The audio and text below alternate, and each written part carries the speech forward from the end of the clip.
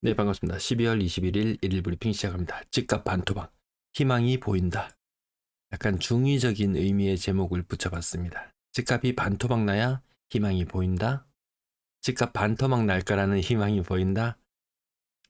시간이 답을 말해주겠죠. 자, 한편에서는 지방의 집값을 띄우기 위한 이런 뉘앙스의 뉴스도 보입니다. 그런데 그 실상을 뜯어보면 강화된 가계대출 기준은 내년에도 변함이 없을 것이라고 이야기했고요. 동시에 지방 실수요에 대한 일부 규제 완화 검토하고 있다. 뭐 검토하고 있냐고 보니까요. 스트레스 DSR 2단계 요걸 차등 적용해야 된다는 이야기가 있습니다. 사실 뭐 부산 집값 정도는 스트레스 DSR 여기에 크게 영향을 받지는 않을 겁니다. 일부 고가의 아파트들은 영향을 받겠죠. 일부 고가의 아파트? 그게 실수요자들을 위한 건가요? 아닐 거예요. 지방에 대한 뭐 총량 규제도 일부 완화하는 방안을 검토하고 있다. 이분 어떤 분인가요? 이박현. 지난번에 말실수 한 번 했다가 뒤집어졌죠?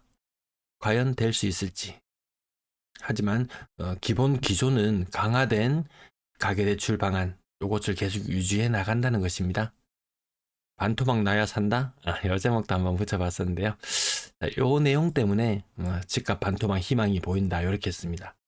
전하는 총재 일침을 가했습니다. 한국 경제 나이지리아보다도 못한 지경으로 갈 수도 있다. 나이지리아 어떤 나라인지 찾아보면 아프리카에 있는 나라, 인구는 2억 3천 명, 인구 대국 세계 6위, GDP 수준은 뭐 우리 뭐 3만 몇천 불 이렇게 이야기한 데 비하면 형편없는 수준이죠. 인구로 찍어 누르는 현상, 인구로 찍어 누르는 현상. 이런 나라보다 못한 나라가 될 수 있다. 20년 후면. 이 상상이나 될 일입니까?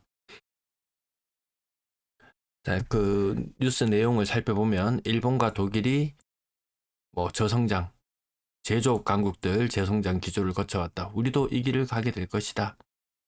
20년 전에는 5% 성장, 10년 전에 3%, 올해 2%, 20년 뒤에는 0% 성장. 좀 암울하잖아요. 제가 늘 말씀드리는 철강 부분 힘들다. 석유화학 힘들다. 반도체 힘들어지고 있다. 자동차 힘들어지고 있다. 제조업하는 나라에서 뭘로 먹고 살려고요? 인공지능, 로봇 이런 것들은 이제 뭐 세계 유수의 기업들과 뭐 견줄 수도 없는 그런 엄청난 격차가 나고 있는 상황인 것 같습니다. 자, 부동산 이야기로 가보면요. 어, 구조개혁이 우리나라 대구조개혁이 필요하다. 집값이 너무 비싸서 문제다. 집값을 절반으로 낮춰야 그래야 뭐 희망이 보인다. 왜? 집값이 계속 올라가는 형국이면 이 돈이 부동산으로 다 쏠려버립니다. 75%. 금융저축은 20%. 이와 반대로 미국은 부동산 30, 금융 70. 그래서 미국에서 퇴직하는 사람들 돈벼락 맞았잖아요. 예, 금융저축으로 해서 돈벼락을 맞았는데 우리는 부동산에만 계속 의존하고 있다. 그러니까 경제에도 돈이 안 돌고 돈이 선순환되지 않으니까 결국 더 엉망으로 갈 수밖에 없다. 이미 수도권 기준이긴 하겠지만 선진국 집값의 2배 수준이다. 소득 대비 집값 비율 PIR 요 말하는 게 이미 선진국의 2배 수준이다. 너무 힘들다. 이 상태로는 답이 보이지 않는다.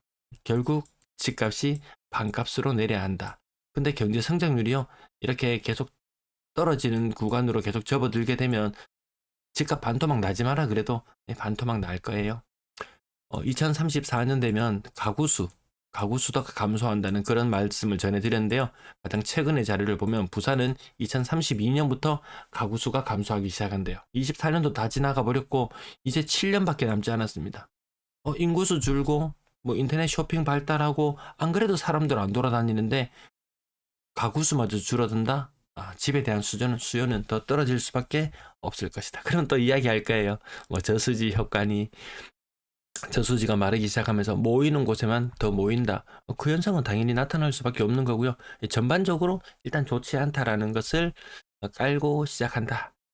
그리고 이 세수가 계속 덜 거치는 현상이 있는데요. 결국에는 부동산에서 돈 뜯어갈 수밖에 없습니다. 선진국의 3분의 1 수준밖에 되지 않는다. 한 10억짜리 집 가지고 있으면 연간 보유세 한 1,500만 원 내라고 하면은 부담스러울 거예요. 결국 정치가 이거 해결해야 될 문제죠. 정치에서 해결해서 보유세를 우리는 얼마 되지 않습니다. 이걸 올려놓으면은 알아서 집 안 살 거다. 그리고 장기적으로 매년 2, 3%씩 집값이 하락하도록 유도를 해나간다면 결국 다른 쪽으로 돈이 돌 수 있을 것이다. 근데 여기서 말하는 2, 3%는요. 우리 체감상은 곱하기 3 혹은 4 정도 해야 됩니다. 22년 집값이 무지막지하게 떨어졌을 때도요. 뭐 통계상으로는 집값 5% 하락 뭐 이렇게 합니다. 체감상은 한 20% 이상 하락했음에도 불구하고 이렇거든요.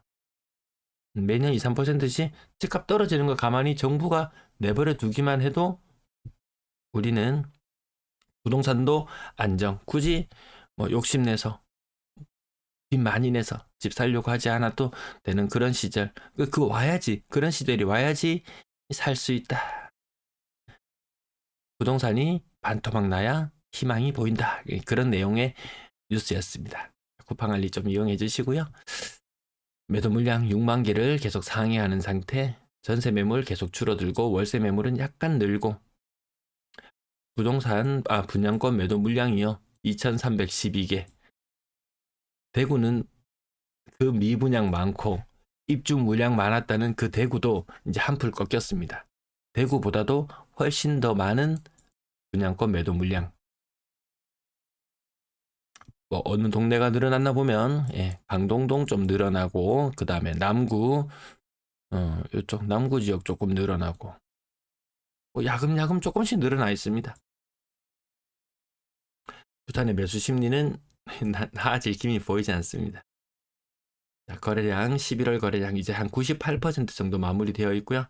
어제 갑자기 거래가 조금 많았다 싶었을 때 요 공공기관이나 법인이 또 매수하는 물량 뭐 올해 특별히 뭐 많았다 뭐 그렇게 보기는 어려운 상태. 자, 2100건 정도, 2100건까지 못 갈 것 같네요. 11월 거래량은 지난달 대비 뭐 20% 이상 감소해 있는 상태. 그리고 이번 달의 흐름 또한 또 감소 안 돼서 또 감소하는 형국. 올해 최저 거래량을 12월 달에 찍을 확률이 굉장히 높아 보인다. 뭐 좋아지는 기미가 그닥 보이지 않는다. 내년에도 저는 부동산에서는 정말 제일 힘든 해는 내년이 될 것 같다. 그런 말씀을 계속 드려왔고요. 고가 아파트, 자, 거래량 3분의 2 토막, 3분의 2 토막. 분양권 거래량, 직거래가 높다라는 부분. 하여튼 안 좋은 부분만 제가 좀 부각시켜 보여드리지만 실제 안 좋기도 하거든요. 오늘 실거래 가격 한번 살펴볼게요. 테넌바움, 가장 고가의 아파트, 서서히 미분양 조금씩 소진되고 있습니다. 더샵 남천 프레스티지 직거래건이 있었고요. 뭐 실거래 가격은 뭐 조금 더 요거보다는 더 높은 상태겠죠. 직거래 제외하고 가장 높았던 구평의 가격 아쌍 9억 6천 계속 횡보세. 그나마 여기 조금 횡보세. 달러 자산 기준으로 하면 10% 하락. 원화 기준으로 하면 현상 유지. 30평 가격은 요러 했고요. 소형 평형 7억 2천 신규 거래 22년 이제 2년 차 이제 접어들고 하면 거래 좀 나와줘야 되는데 이 세대 수에 비해서 거래가 너무 없죠. 거래가 너무 없는 게 맞습니다. 고가의 아파트 가격 일부 조금 강세를 보이고는 있지만 거래량은 형편없다. 뭐 2년 지나고 팔아야지 또 3년 또 지나고 3년 내로 팔아서 뭐 절세해야지 뭐 절세에 대한 희망 내년에도 집값이 또다시 조정을 받게 된다면 그런 절세에 대한 희망 아니 남는 게 없는데 뭐 절세를 생각하기도 힘든 그런 형국으로 갈지도 모르겠습니다. 2년차 4년차 이렇게 되면 거래가 조금 터져줘야 되는데 그런 새 아파트들조차도 거래가 그렇게 많이 나와주지는 않고 있습니다. 그래도 한 5억 이상 넘어가는 아파트들은 고점 대비 하락률 한 25%뭐 그 정도. 그 아래쪽으로는 뭐 27, 8%, 27, 8% 정도 되는 하락률 정도를 계속해서 유지하고 있다. 이 상태가 2년, 3년 더 반복된다면 정말 사람들은 부동산에서 이제 조금 거리를 두지 않을까 싶기도 합니다. 더샵 남천 프레스티지 이런 것들이 직거래 어제도 건수가 좀 있었는데요. 오늘 나중에 요거 요 건수만 다 모아서 한번 집계를 한번 해봐야 되겠습니다. 요런 것들하고 미분양하고 요런 것들이 거래량을 살짝 많아 보이게 함에도 불구하고 지난달 대비 거래량이 20% 이상 떨어지니까요. 또 연말이 되면 LH에서 매입을 한다든지 이런 이벤트들이 늘 있어 왔습니다. 거래가 감소되는 시기에 그런 것들이 거래량을 조금 더 많아 보이게 하고 그런 것들이 있었지만 그럼에도 불구하고 거래량이 많다는 느낌은 들지 않는다. 전세 거래 양호, 월세 거래 부족, 요 정도로 임대 시장은 정리가 되는 것 같습니다. 연초 대비 낮아져 있는 거의 비슷합니다.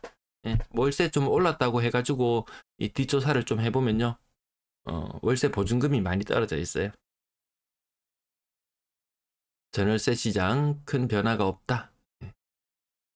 요 보시면 아시겠지만 월세가 2년 전 대비 올랐잖아요. 2년 전 대비 올라 있어요. 근데 5만 원 정도 올랐습니다. 5만 원. 평균적으로 5만 원 정도 올랐어요. 보증금은 1,000만 원 정도 떨어졌어요.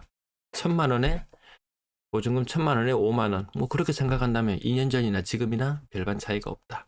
시장에는 역전세에 대한 우려도 여전히 존재하고 있습니다. 그래서 정부에서는 역전세 반환 대출을 또 1년간 또 연장해 줍니다. 제정신이 아닙니다. 네, 시청 감사합니다.